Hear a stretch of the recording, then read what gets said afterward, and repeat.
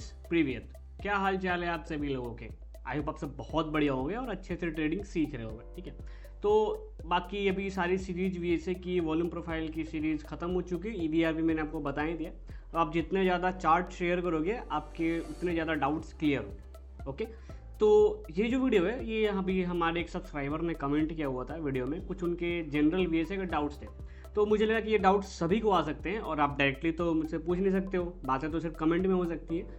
तो इस पर मैं वीडियो बनाना ज़्यादा प्रेफर कर रहा कि ये सारी चीज़ें मैं पहले क्लियर कर दूँ वीएसए से रिगार्डिंग। ठीक है, तो नॉर्मल 3-4 उनके क्वेश्चंस थे, तो मैं आपको एक एक करके सारा उनका आंसर देता हूँ। ठीक है, तो गाइज सबसे पहला इनका है कि वीएसए में ओके, तो ये कह रहे हैं सबसे पहले कि वीएसए में ओपनिंग जो हमारी बार होती है, हमें सबको पता है कि HLC बार हम यूज़ करते हैं। ओके, तो इसकी ओपनिंग वीएसए में ओपनिंग इम्पॉर्टेंट है या नहीं, हम क्यों नहीं देखते हैं। ठीक है, तो देखो सबसे पहली चीज़ है कि ट्रेडिंग को जितना सिंपल रखना है उतना सिंपल रखने की कोशिश करनी चाहिए।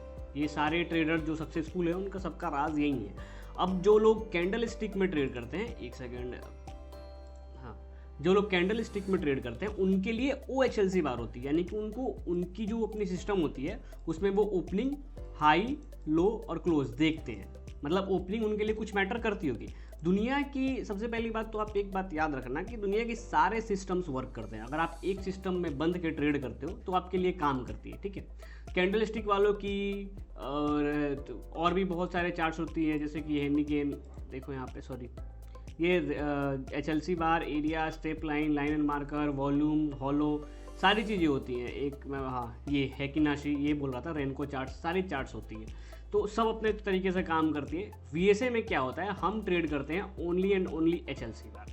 ओके, अब मैं आपको यहाँ पे सेटिंग्स में जाके HLC बार हटा देता हूँ। ठीक है, अब देखो यहाँ पे हमारे पास ओपनिंग भी आ गई। ऑलराइट, देखो पहले ये चार्ट ऐसे दिख रही थी, ये अब यही चार्ट हमें ऐसे दिखती है। हालांकि बैंक निफ्टी की चार्ट है, मैं आपको LT की भी लगा के ही दिखा दूँगा। ये हमारी LT की चार्ट होगी। ठीक है, आपको सेम चार्ट में लगा दूँ, ये रही सेम चार्ट, और यहाँ ये सेम चार्ट ऐसे दिख रही है, और यहाँ पे हमने जब ओपनिंग ऑन कर दी तो ये ऐसे दिख रही है। अब यहाँ क्या हुआ कि हमें एक इन्फॉर्मेशन ऐड हो गई यहाँ पे, ओपनिंग। ठीक है, तो हमें, मैंने जो पूरा का पूरा वीएसए पढ़ाया हुआ, पूरा कोर्स है आपके पास, आप उसमें जाके देख लो, कहीं पे भी ओपनिंग की जिक्र नहीं होगी किसी भी मेथड में, चाहे वो कोई भी SOW हो, कोई भी SOS हो, ओपनिंग का जिक्र है ही नहीं। तो हम जिस चीज़ की जिक्र ही नहीं करते हैं, जिस चीज़ के बारे में बात ही नहीं करते हैं, उसके बिना हमारी ट्रेडिंग एकदम सही तरीके से चल रही है, तो फालतू में उसको ऐड करने से कोई मतलब नहीं बनता है। इस वजह से हम लोग वीएसए में ओपनिंग को ऐड नहीं करते हैं। हालांकि जो इनके इन्वेंटर्स हैं, जैसे कि रिचर्ड वाइकॉफ हो गए और टॉम विलियम्स हो गए, उन्होंने भी ओपनिंग की बात नहीं की है, कुछ ज़्यादा इस पे जोर नहीं दिया है, और हम भी ओपनिंग की बात नहीं करते हैं, इसलिए क्योंकि चार्ट को और नीट एंड क्लीन रखा जाए। आई होप आप समझ रहे होंगे, इसलिए हम HLC बार का यूज़ करते हैं। ठीक है, ओके, वीएसए में कौन सी बुक पढ़ना चाहिए, आप कौन सी बुक को फॉलो करते हैं। ऑलराइट, तो अभी हम सेकेंड टॉपिक की बात करते हैं, बुक्स की। तो पहली बात तो ये कि जो मेरी प्लेलिस्ट है वीएसए की, अगर आप वही पूरी की पूरी देख लो 3 बार 4 बार जितने ही मन करे, तो आपको वीएसए पूरा क्लियर हो जाएगा। बट फिर भी अगर आप बुक खरीदना चाहते हो, बुक पढ़ना चाहते हो, तो मैं आपको ना एक यहाँ पे दिखाया तो देखो, ये है वीएसए की book, the Wyckoff methodology, sorry the Wyckoff methodology in depth. Okay, how to trade financial markets logically, ये आपकी बुक हो जाएगी, ये उसका कवर हो जाएगा। यहाँ पे देखो 262 पेज की टोटल बुक है, इंडेक्स वगैरह सारी चीज़ें होंगी आपकी इसमें, देख लो।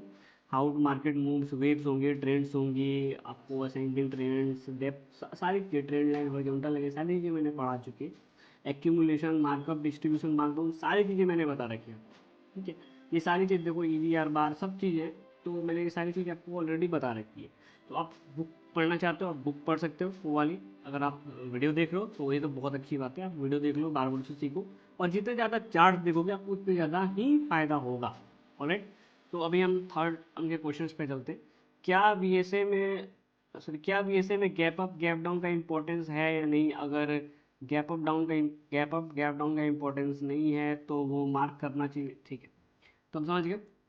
अभी मैं आपको यहाँ पे दिखा देता हूँ कि ये हमारी इस दिन मार्केट खत्म हुआ और ये हमारा गैप अप हो गया। ऑलराइट, अगेन हमने कैंडल स्टिक पहले जो पढ़ा था उसमें देखा था कि गैप अप और गैप डाउन को लोग मार्क करते थे, वो as a target, as a stop loss लेते थे। बट वीएसए में उसकी कोई ज़रूरत नहीं है, कोई ख़ास ज़रूरत नहीं है, अनटिल एंड अनलेस मार्केट 4-5% ऊपर या 4-5% नीचे ना हो, ठीक है। ये एक बड़ा, बहुत बड़ा गैप अप गैप डाउन हो जाता है, तो ऐसे में इसको कंसिडर किया जाता है। बट चूंकि ये नॉर्मल ट्रेडिंग में काम नहीं आता है, बहुत ही रेयर केस होता है, इसलिए मैं खुद गैप अप और गैप डाउन को बहुत ज़्यादा वो नहीं देता हूँ, क्या कहते हैं, इंपॉर्टेंस नहीं देता हूँ, और ना उसको ट्रेड करता हूँ। ऐसा नहीं है कि यार यहाँ पे गैप अप आ गया और मुझे यहाँ शॉर्ट मिल रही तो मैं गैप फिल करने का सोचूं और यहाँ शॉर्ट ना लूँ, बिल्कुल नहीं, मैं बिल्कुल शॉर्ट लेता हूँ। अगर ऐसा भी नहीं कि अगर नीचे मार्केट ओपन होता है, ऊपर गैप है, तो मैं ट्रेड ना लूँ, मैं बिल्कुल ट्रेड लेता हूँ, राइट। तो वीएसए में गैप अप गैप डाउन का कोई कॉन्सेप्ट मैंने जहाँ तक सीखा है नहीं है। अगर आपको अगर उसमें मिले तो आप, अच्छी बात है, आप उसको अपने नॉलेज में ऐड कर सकते हो। अगर आपके उसके बिना मार्केट चल रही है, आप प्रॉफिटेबल हो, तो फालतू की चीज़ें ऐड करने से कोई मतलब नहीं है।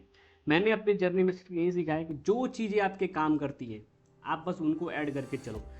ऐसे भी इतिहास में एक ट्रेडर रहे हैं जिन्होंने कोई कॉन्सेप्ट यूज नहीं किया था, सिर्फ एक ट्रेंड लाइन का यूज किया था और उन्हें कुछ नहीं आता था। ना वो कैंडल स्टिक ट्रेड करते थे, ना वीएसए ट्रेड करते थे, ना सपोर्ट रेजिस्टेंस ट्रेड करते थे, वो सिर्फ ट्रेंड लाइन ट्रेड करते थे और अच्छे खासे, क्या, बहुत बड़े बड़े अमाउंट में प्रॉफिटेबल थे। तो ये इतिहास हमें बताता है कि ट्रेडिंग बहुत ही सिंपल चीज़ है, अनलेस एंड अनटिल आप इसको कॉम्प्लिकेटेड ना बना दो, ओके। तो एक चीज़ पकड़ो, जो चीज़ मैंने बताई है, अगर आप वो पकड़ रहे हो बहुत अच्छी बात है, आपकी अपनी मेथोडोलॉजी है, आप वो पकड़ो। मैं नहीं कह रहा हूँ आप वैसे ही ट्रेड करो, कुछ भी ट्रेड करो, बस उसके रूल्स के हिसाब से ही ट्रेड करना। ऐसा नहीं कि ये भी सीख लूँ वो भी सीख लूँ, थोड़ा वैसे मिला लिया, थोड़ा कैंडल स्टिक मिला लिया, तो खिचड़ी पक जाएगी, फिर आप ट्रेड नहीं कर पाओगे, फिर आप गैम्बलिंग कर दोगे, ठीक है।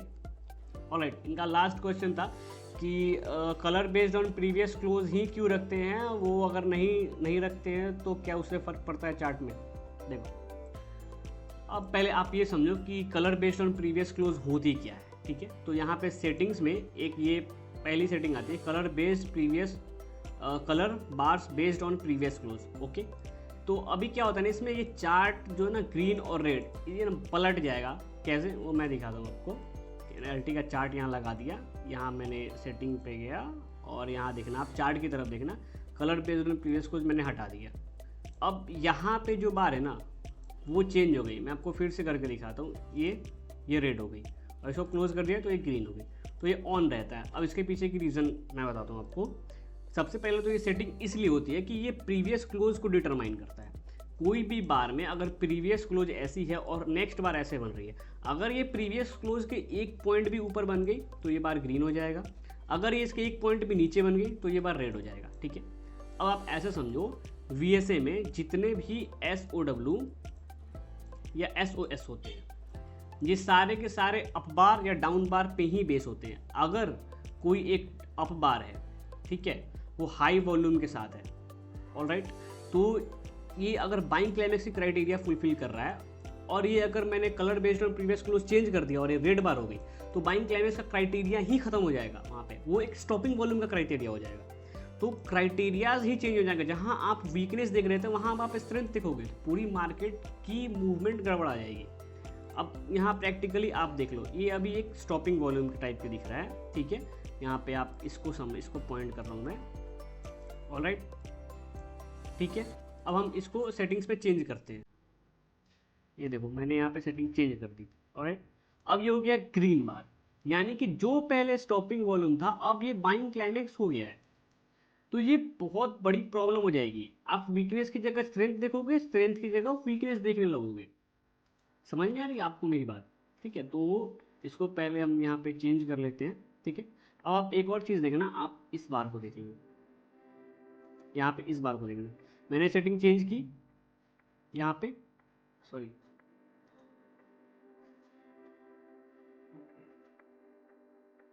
ये देखो आप, ये रहा यहाँ पे, मैंने सेटिंग चेंज की और ये रेड हो गई। जो बार पहले ग्रीन था अब ये रेड हो चुका है, ओके। तो यानी कि ये पहले अगर जो कि नो डिमांड का क्राइटेरिया फुलफिल कर रहा था, अब ये सेम बार नो सप्लाई का क्राइटेरिया फुलफिल कर रहा है, ठीक है। तो इन सारी चीज़ों को सोच समझ के, इन सारी चीज़ों को देख के colour based on previous close चुना गया है और उस बेस पर वीएसए को डिज़ाइन किया गया है। अगर आप इसकी बुनियाद ही चेंज कर दोगे तो आप जहाँ स्ट्रेंथ देख रहे हो वहाँ मार्केट में वीकनेस आती रहेगी, जहाँ आप वीकनेस देख रहे हो मार्केट में वहाँ स्ट्रेंथ आता रहेगा। ये आप समझ ही नहीं पाओगे। इसलिए कलर बेस्ड और प्रीवियस क्लोज इतना ज़्यादा इंपॉर्टेंट है। आप प्लीज़ इससे छेड़खानी मत करना, चाहे कुछ भी कर लो। कलर बेस्ड और प्रीवियस क्लोज आपने अगर उल्टा पुल्टा किया फिर आपकी पूरी की पूरी ये से खत्म हो जाएगी। ठीक है, तो आई होप आपको मैं डाउट्स क्लियर कर पाया। अगर अभी भी कोई भी प्रॉब्लम है आप प्लीज़ कमेंट करो। अगर वीडियो नहीं समझ में हो फिर से बताओ, मैं फिर से चीज़ों को बताऊंगा। जो पॉइंट नहीं समझ में मैं उस पर स्पेसिफिकली वीडियो बनाऊंगा, और वो भी समझ में आए तो मैं फिर से बनाऊंगा। उस पर कोई दिक्कत नहीं है, वीडियो बनती रहेंगी, वीडियो आती रहेंगी, आपके लिए ही है। ठीक है, तो आप प्लीज़ चार्ट्स वगैरह शेयर करो। इंस्टाग्राम पे अकाउंट दे दिया है मैंने, और उस पर अपडेट्स आती रहती हैं, ट्रेड्स की भी अपडेट्स आती रहती है। अब धीरे धीरे मैंने उसको भी प्रोफेशनल कर दिया है, तो आप वहाँ पे भी देख सकते हो। तो मिलेंगे आपसे नेक्स्ट वीडियो में, तब तक के लिए बाय बाय, टेक केयर।